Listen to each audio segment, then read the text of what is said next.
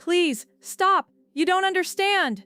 The words ripped from Alara's throat, thin and sharp as torn silk, yet they were instantly swallowed by the raucous, glittering din of the Monarch Gallery's annual charity auction. She stood frozen, a statue of absolute mortification, under the blaze of 1,000 flashbulbs and the cold, diamond-hard gaze of the city's elite. Her mistake had been simple, yet catastrophically public. In a black tie room where fortunes were tossed across the floor like petty coins, she'd tried to retrieve the one thing of true value she possessed, the delicate, filigreed silver locket that had belonged to her mother. It had slipped from her collar, just as she rushed past a group of powerful men, financiers and their spoiled sons, their hands laden with champagne flutes and their faces alight with cruelty. One of them, the oily, sneering Jasper Thorne, heir to the Thorne media empire, had seen it fall. Instead of stepping back, he'd brought the heel of his impossibly shiny patent leather shoe down, not on the locket, but right beside it, scuffing the pale marble. He'd done it on purpose. "Look at this, gentlemen." Jasper's voice cut through the air, amplified by the sudden hush of those closest to them, a spotlight beam of shame. "We have a scavenger. Did you lose a button, little mouse? Or perhaps a bus fare back to whatever hole you crawled out of?"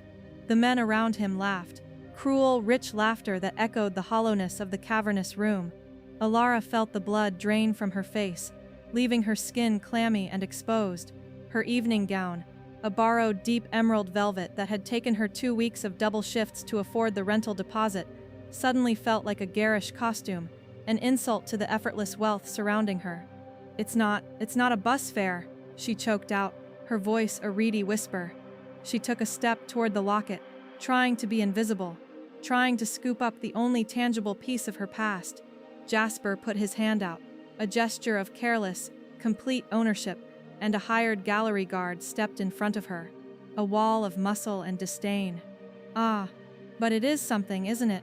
Jasper purred, bending from his towering height, his eyes glinting with amusement as he finally nudged the locket with his toe, rolling it slightly.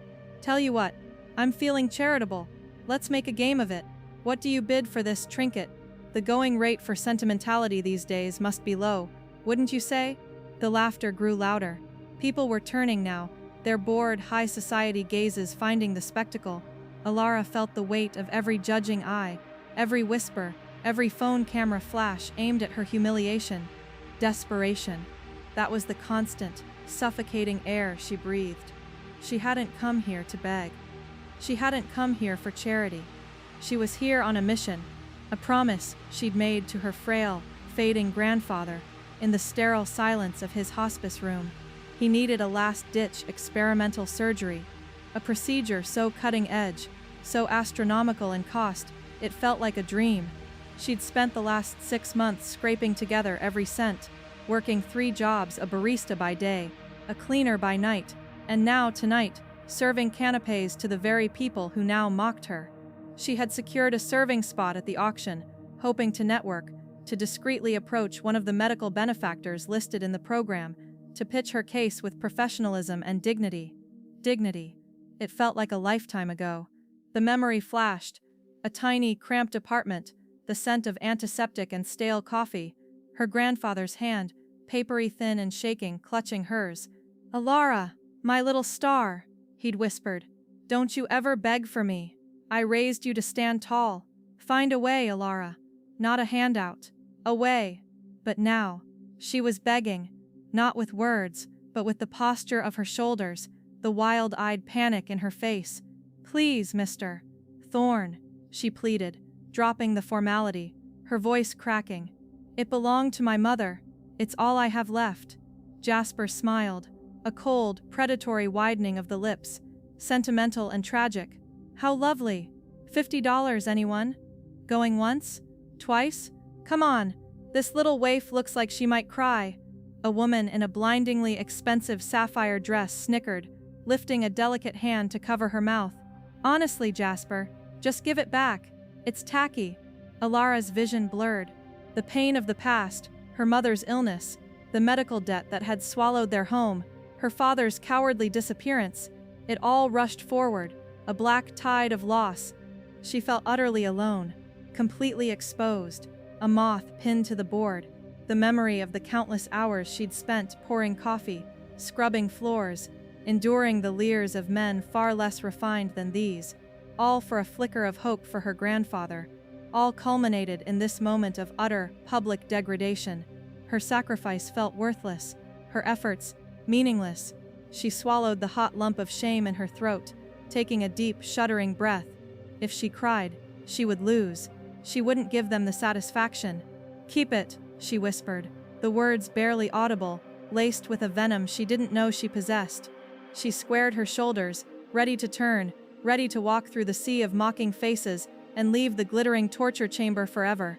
She would find another way, a harder way, a way that didn't involve her soul being stripped bare on marble floors. "Such a shame," Jasper called after her, his voice a triumphant sneer. "Leaving your heart behind, little mouse? You might need that." That was the breaking point.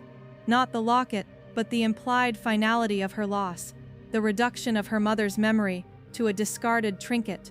She stopped, her back rigid. Then, a sound. It wasn't a voice, it was a presence, a silence that wasn't a lack of noise, but a sudden, terrifying cessation of movement.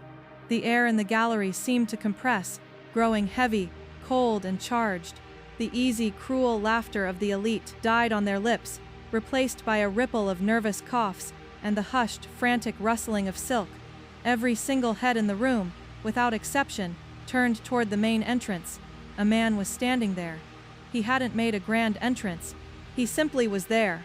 He was tall, impossibly broad-shouldered beneath the flawless drape of a custom-tailored charcoal suit that looked like it cost more than Alara's grandfather's entire year of hospice care. He didn't look like a financier or a media mogul. He looked like an ancient, deadly force, wrapped in modern cloth. His hair was midnight black, his features sharp, almost brutal, carved from unforgiving stone. His eyes, dark as the deepest sea, scanned the room with an effortless dominance that froze the blood. They didn't seek attention, they commanded it. The silence grew thick. This was not the polite hush reserved for dignitaries. This was the terrified stillness that falls just before a predator strikes. Alara didn't know who he was, but every nerve ending screamed danger. He didn't move toward the auction stage or a champagne bar.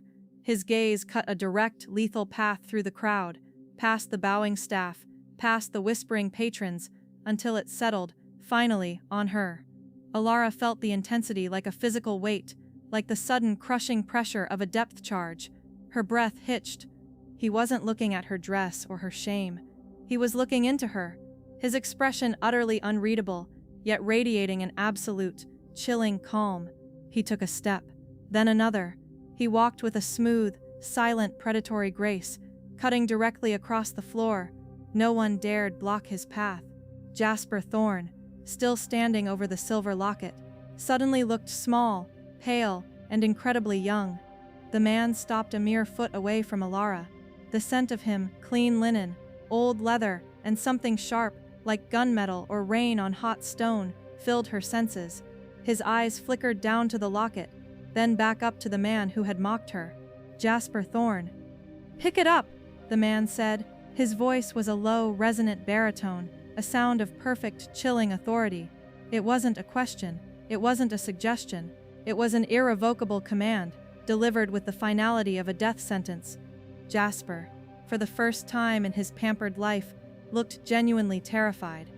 He stammered, his usual sneer dissolving into a sweaty mask of confusion. "Excuse me, who are you?" "I'm Jasper Thorne." The dark-eyed man cut him off without raising his voice, without even shifting his stance. "Pick it up." The silence in the room became absolute. The only sound was the faint, frantic click-click of Jasper Thorne's polished shoes on the marble floor as he finally clumsily bent down. His large, trembling fingers fumbled for the small locket. The man accepted the locket from Jasper's pale, sweat-slicked hand without a word, his touch not even brushing the younger man's skin. The casual acceptance of the offering was more humiliating to Jasper than any outburst. Then, the dark-eyed man turned his back completely on the heir of Thorne Media, dismissing him entirely. It was an act of profound, crushing power. He looked down at Alara. His large hand, powerful, scarred at the knuckle, yet strangely gentle, lifted the delicate silver chain. He reached out and with an unnerving tenderness, fastened the clasp at the back of her neck, right where the locket had rested before. His fingers brushed the bare skin of her nape for a fleeting second, sending a jolt of white-hot awareness through her that had nothing to do with fear and everything to do with forbidden, reckless electricity. He let his hand fall away. He looked around at the hushed, staring assembly of socialites and power brokers. His voice, still low, now carried a new, possessive steel. "She is with me," he announced, the declaration a cold, heavy shield thrown around her. "Any further disturbance, and you deal with me." He didn't threaten. He stated a simple, terrifying fact. Then he did the most astonishing thing. He reached out and took Alara's hand. His palm was rough, calloused, the skin warm and utterly secure. He didn't ask. He didn't pull.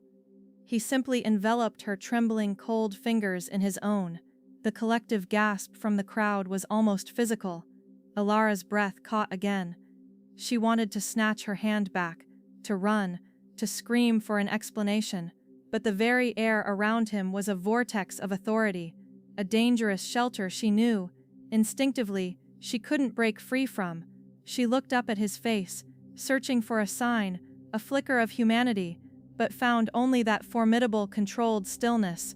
He began to lead her away, his steps measured and slow. They were walking through the parted sea of the city's elite, hand in hand, the silence deafening. Who was he? The whispers started as they passed, hushed, frantic, laced with terror. Is that Santoro, the North End boss? What is he doing here? He never shows himself. The younger brother, the ruthless one. Santoro. The name settled in Alara's mind like a stone. Dante Santoro. The name whispered in every corner of the city, spoken only in low tones, associated with shadows, impossible wealth, and a lethal efficiency that kept the other families and the police at bay. The man the tabloids called the Silent Wolf. The man who owned the night. He was the last person on Earth who should be touching her, protecting her, or even acknowledging her existence. If you've ever wished someone strong would step in when no one else would, someone who didn't care about the rules of society or the cost of the fight, make sure you hit the like button and subscribe. We're about to find out exactly what happens when a vulnerable woman falls under the protection of a man who lives by his own terrifying code. Dante led her out of the main hall, past the now terrified gallery guard, who didn't dare meet his eye, and into a private, ornate hallway reserved for the gallery's most generous patrons. He didn't stop until they reached a heavy mahogany door and an elevator discreetly tucked away. He released her hand only to press the button. The silence between them was thick, charged with the lingering electricity of his touch and the shock of his intervention. "Thank you," Alara managed to whisper, her voice still shaky. I don't know who you are, but you didn't have to do that." Dante didn't look at her. He was staring at the brass door, his profile sharp and uncompromising. "You know exactly who I am," he said, his voice flat, "and I did have to do that, because they were humiliating something that now belongs to me." The words struck her like a physical blow. "Belongs to me. I belong to no one," she said, her fragile resilience flaring. The fear was still there, a cold knot in her stomach, but her grandfather's voice echoed in her memory. "Stand tall." Dante turned his head, his dark eyes finally meeting hers again, and a small, almost imperceptible smile touched the corner of his mouth. It wasn't kind. It was warning. "Such fire," he murmured. "I like it. But for the moment, Kara." He leaned in, his voice dropping to a low, intimate rumble that vibrated against her skin. "You belong to my problem set, that locket, your mother's locket. It was an item of value, and they degraded you over it. You are wearing my protection now. That makes you mine to protect." The elevator arrived with a soft ding. He gestured her in. Inside, the space was luxurious, mirrored, and offered a moment of unnerving, perfect isolation. "Why?" Alara pressed, suddenly reckless. She had to know. Was this a game? Was he doing this for power? For a show? "Why me? I'm nothing to you. I'm a waitress and a cleaner." I am well aware of your history, Alara Petrova, he replied, the smooth knowledge of her name a punch to her gut. He knew her. The Mafia boss knew who she was. And you are not nothing. You are a young woman who refuses to break. You work 3 jobs, you sacrifice everything, including your dignity tonight, for a promise to your grandfather. That is strength, Kara. A rare commodity in this city. He paused, his eyes narrowing slightly. And I have a low tolerance for bullies, especially those who prey on those fighting a worthy battle. Jasper Thorne is a soft target. He needed to be reminded that not everyone is his to sneer at. His words didn't explain the terrifying claim, only the action. I can't be with you, she whispered, her voice barely a breath. I have too much to lose. My grandfather will be safe, Dante finished, his voice soothing and absolute. Safer than you can imagine. I have already looked into his file. Dr. Alistair's experimental surgery. Consider it funded. Completely. Immediately. No paperwork. No debts. No repayment plans. A gift. An apology. Because the Santoro name does not abide the mockery of those under our regard. The promise was overwhelming. A tidal wave of relief and terror. The one problem that had defined her life for months, the mountain she couldn't climb, was instantly flattened, not by her hard work, but by his casual, terrifying power. I can't accept that, she said, shaking her head. I have to earn it. He finally smiled again, a genuine, cold flash of teeth that made her heart pound even faster. You already have. You accepted my hand. That is the only price. Now, where are you staying? I'll have a car take you home. Alara hesitated, and he saw it, the momentary lapse in her composure. Or, he prompted, his voice softening, do you need somewhere safe? Somewhere not crawling with Jasper Thorne's media hounds trying to photograph the girl who was claimed by a Santoro. The reality of her situation crashed in. Thorne wouldn't forget the humiliation. He would hunt her down, expose her, make her life a living hell with his father's media empire. She couldn't go back to her tiny, exposed apartment. She couldn't risk her grandfather seeing her face splashed across a mocking headline. I need safe, she admitted, the word tasting like ash and surrender. Good, he said simply. The elevator doors opened onto a private garage, pristine and massive. A sleek, obsidian black sedan, armed and armored, waited. A driver, sharp-eyed and silent, opened the door for them. The drive was silent. Alara stared out the window, the city lights blurring into streaks of gold and neon, feeling the terrifying, potent reality of her new protector. His silence was not empty. It was full of coiled, lethal potential. They didn't drive to a mansion. They drove to an entire, self-contained, heavily guarded penthouse tower. Inside, the apartment was stark, minimalist, and breathtakingly luxurious.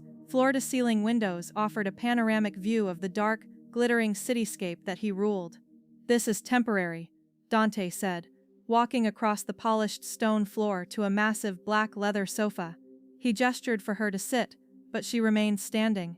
You can stay here. No one will find you. You will be provided for. You are not a prisoner, Alara, but you are under my roof, and under my rules. And what are your rules? She asked, meeting his gaze. She had to know the cost of this gilded cage. He leaned back, his eyes steady on hers. The first rule is, do not lie to me. The second, do not leave this apartment without my permission. The third, you are not allowed to be harmed. If anyone so much as looks at you sideways, their life becomes my problem, and that is a problem they will not survive. It was a chilling declaration of protection, a vow of deadly possessiveness. And what do you expect from me? She finally asked, the question heavy with 1,000 fears. Intimacy, servitude. Dante was silent for a long moment, simply observing her. I expect you to heal, he said, surprising her. I expect you to stand tall, the way your grandfather taught you, and I expect you to be honest with me about what you want, what you need. He rose, walking toward a bar, pouring himself a short glass of amber liquid. And, he added, without turning around, I expect you to remember that the debt is not for the locket or the surgery. The debt is for the honor I gave you tonight, the chance to walk away from that shame without breaking. That debt is mine to collect.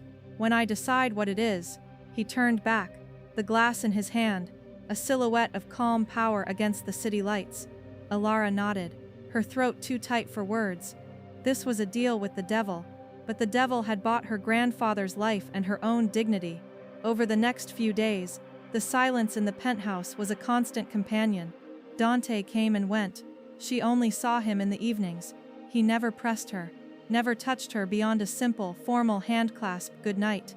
Yet, the tension, the forbidden intimacy of their arrangement, hummed in the air. She watched him. She saw the lethal precision in his movements, the effortless authority with which he conducted his business, in hushed phone calls in Italian.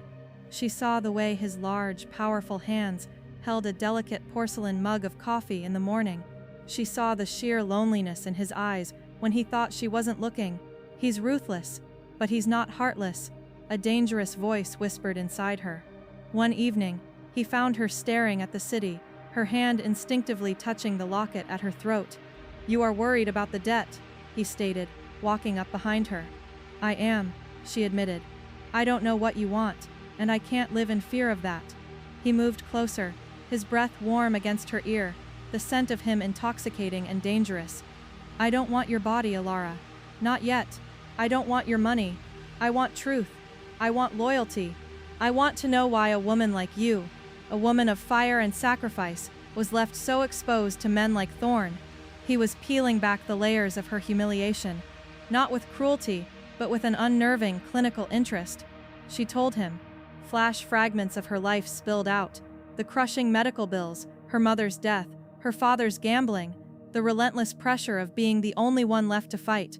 She told him about the betrayal of her fiancé, Mark, who had promised to help with her grandfather's fund, only to use the money for a lavish trip and then abandon her, calling her a pathetic, tragic liability. The recounting of the humiliation, the years of quiet struggle, the final agonizing public mockery, it all felt strangely cleansing, pouring it out to the one man who commanded the power to erase it. When she finished, Alara turned to face him, tears stinging her eyes. "That's why I was mocked," she whispered. "Because I was alone, and I had nothing left to lose. Until you walked in." Dante didn't offer sympathy. He offered vengeance. "Mark will receive his due," he said, his voice flat, devoid of emotion, making the threat terrifyingly real. "The humiliation he caused is not something the Santoro family ignores." "No." Alara took his hand, her own shaking. "No violence. Please. I don't want to owe you that. I need to move on." He looked at their joined hands, then back into her eyes, the conflict in his gaze, between his natural instinct to punish and her plea for mercy, was a raw, exposed nerve. "You ask me to show mercy," he murmured, a word not often heard in my world. "Show me," she pleaded. "Show me that this is about honor, not just power." He sighed, a barely audible expulsion of breath. "Very well. For you, Alara Petrova. I will find a more creative solution for Mark." That night, for the first time, Alara slept. She slept without the crushing weight of bills or the constant hum of fear. The silence in the penthouse, once unnerving, now felt like the peace before a storm, a cocoon of absolute safety. The next evening, Dante came in late. He was tired, his powerful body moving with a restrained exhaustion. Alara had started cooking simple meals in the enormous, rarely used kitchen. Pasta, a fresh salad, a habit from her grandfather's need for home-cooked food. "I've made dinner," she said simply, gesturing to the small table. He stopped, staring at the sight, the only time the table had been set since she arrived, a homey domestic scene starkly out of place in the cold, perfect apartment. He sat, he ate in silence, slowly, savoring the simple food. "Your grandfather is in surgery," he finally said, looking up, his eyes direct. "It went well. The doctors are optimistic. He is asking for you." Relief flooded her. Pure, untainted, joyous relief. She wanted to hug him, to cry, to thank him with every fiber of her being. Instead, she simply met his gaze. "Thank you, Dante." "You are welcome," he replied, using her name with a sudden, tender intimacy that made her tremble. After dinner, he didn't leave. They stood by the floor-to-ceiling windows again, looking out over the sleeping city. The truth is, Dante began, his voice low, a confession spoken only to the night. I am tired of the cold. My life, it is built on fear, on transactions, on blood.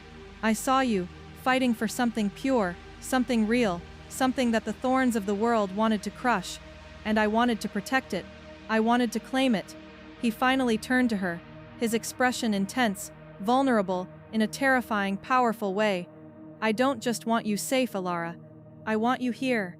I want your fire, your kindness, your reckless courage. I want to feel what it's like to protect something that matters, something that is not territory or business. The air between them crackled. This was the moment of forbidden intimacy, the moment the walls around both of them threatened to crumble. He was a killer, a crime boss, a man of violence. She was a woman of light, sacrifice, and survival. They were oil and water, and yet, standing there, they were drawn together by an irresistible, dangerous gravity. She took a slow, deliberate step toward him. "Dante," she whispered, her voice husky, "I am terrified of you." "Good," he breathed, taking a small counterstep that closed the final gap between them. "Fear is respect. But now, tell me what else you feel." Alara lifted her hand, her fingers trembling, and traced the razor-sharp line of his jaw. The skin was warm, smooth, and hard as stone. "I feel safe," she confessed. "I feel seen, and I feel what you felt when you took my hand in front of all those people." The tension broke. He moved, not with speed, but with the inevitable, crushing force of a tide. His large hand cupped the back of her head, his fingers tangling in her hair, and he brought his mouth down on hers. The kiss was everything his persona suggested, demanding, absolute, and utterly consuming. It was not gentle. It was a possession, a confirmation of the claim he'd made in the gallery. It tasted of control, power, and the sudden breathtaking release of all the danger that had coiled between them. Alara didn't pull away. She leaned into it, into the intoxicating force of a man who could command armies, but had chosen to be her single, insurmountable shield. She kissed him back, pouring out the years of desperation, the humiliation, the exhaustion, and the profound, desperate gratitude for his protection. When he finally pulled back, resting his forehead against hers, they were both breathing heavily. "You are mine," he stated, his eyes dark with a powerful, burning emotion that transcended fear and love. It was absolute claim. Alara looked into the eyes of the ruthless Mafia boss, the man who had erased her debt and rescued her from the fire. She was no longer the fragile, humiliated girl. She was his, and in that terrifying absolute claim, she found a shocking reversal, a strength she never knew she had, a place where she was finally unconditionally safe. "Yes," she whispered, the single word, a silent, powerful vow. "I am yours." He pulled her close, wrapping his arms around her, holding her against the impenetrable steel wall of his chest. His lips moved against her hair, his voice a low, possessive rumble, the final, whispered promise of the night. "Go to sleep now, mia vida.